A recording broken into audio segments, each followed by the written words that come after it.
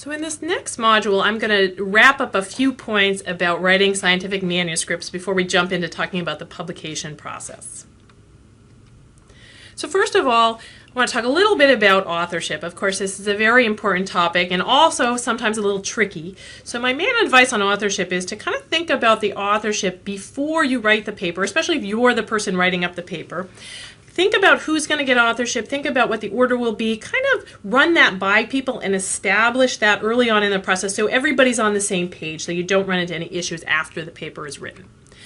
There's sort of two questions you have to answer with authorship. So first of all, who gets authorship? Who are you going to include as an author on your paper? Again, if you're the primary person writing up the paper, who else are you going to include as authors? So the main criterion here is that any author listed on the paper's title page, any author of the paper, should take public responsibility for its content. And that's a fairly high bar. That means, that if you're going to be an author on a paper, that's a pretty high bar that you have to be willing to take public responsibility for that article's content. And that means if the paper is later found out to have a problem with it, to have fraud even, to be retracted for some reason, if you're an author on that paper, you are responsible, you are liable. That is going to reflect badly on you. So really consider whether or not, especially if it's not the paper you're writing, if you're a co-author, whether or not you really want to be an author on the paper. And if you're the one writing up the paper and you're figuring out, who should I offer authorship to on the paper, keep in mind that a lot of scientists, a lot of authors don't want to be included on your paper unless they can take public responsibility for its content.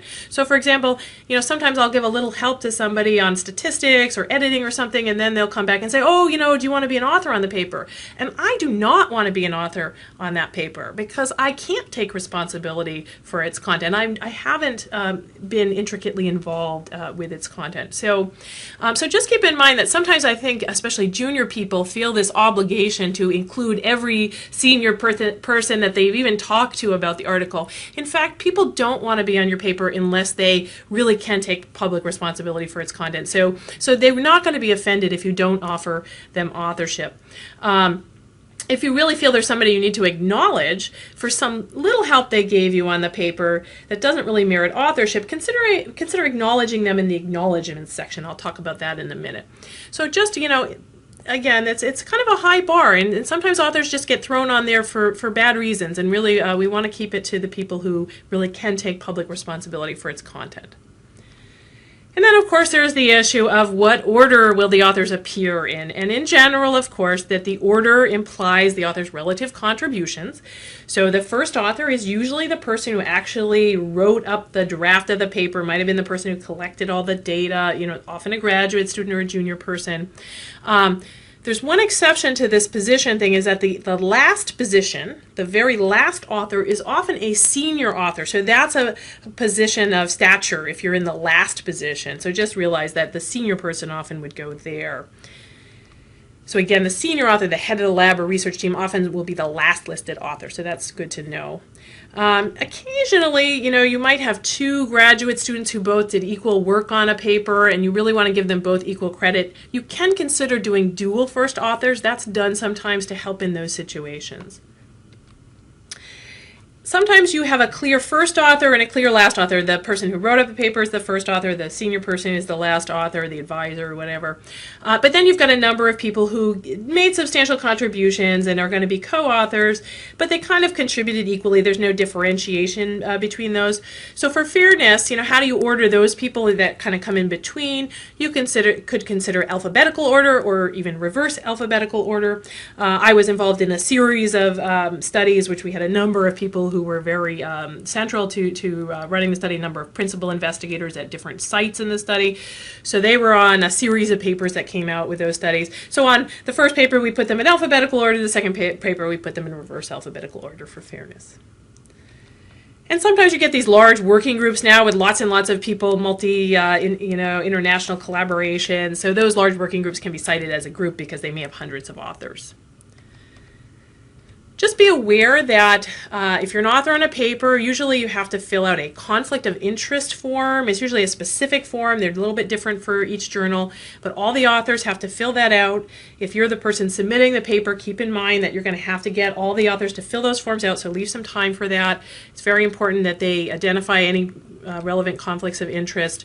All authors also usually have to sign some kind of copyright transfer form for the journal. So again, you need to leave time if you've got multiple authors on a paper to make sure you can get all those signatures. And some journals actually have forms that require the authors to specify exactly what their involvement was in the manuscript. These are really helpful because then it's really clear to people whether or not they should be an author on the paper. So they have to check off, did they participate in the study planning, the data collection, data analysis.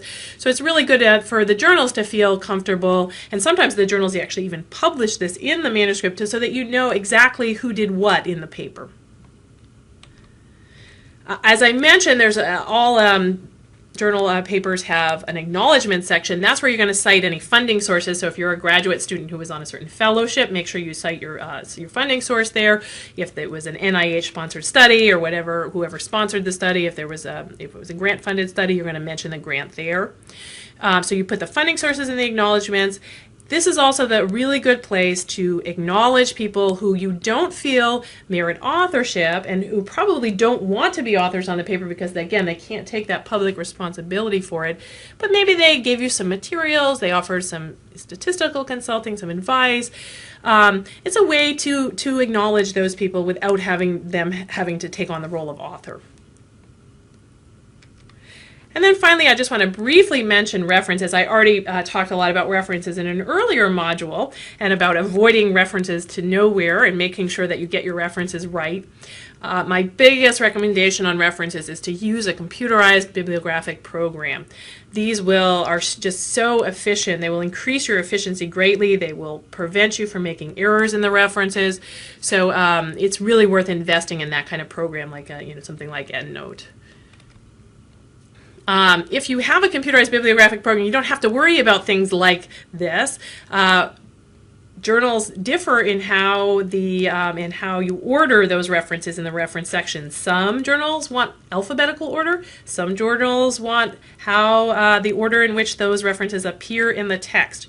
So if you're not using a computerized program, you're going to have to figure that out, and it's a real pain to switch between the two. So let's say you submit to one journal that wants alphabetical order, and then it gets rejected, and you have to submit to another journal where they want order of appearance. Switching those manually, and I've had to do it in the past, switching those manually is a huge headache. It takes hours of time, and human error can get introduced at that point.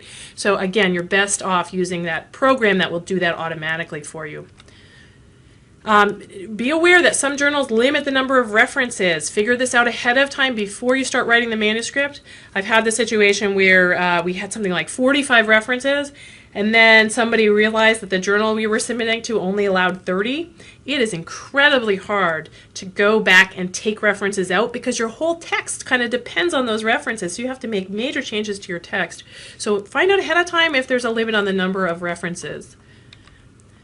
And follow journal formatting rules. Again, if you're using a computerized program, that program will know all of the specifics of how each journal likes their formatting done. So it'll save you a headache. Otherwise, you've got to go to the instructions for authors, or go to a paper that's already published in that journal and just look at how their references are formatted. So here's an example of sort of a typical way that references are formatted.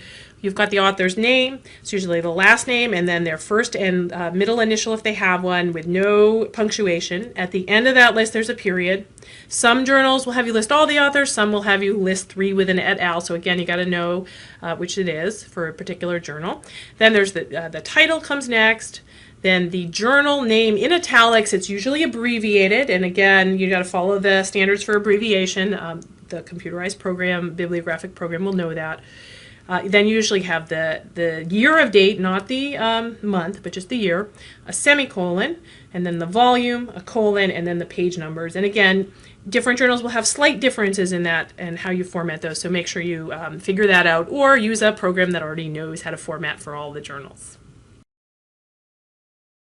The preceding program is copyrighted by the Board of Trustees of the Leland Stanford Junior University. Please visit us at med.stanford.edu.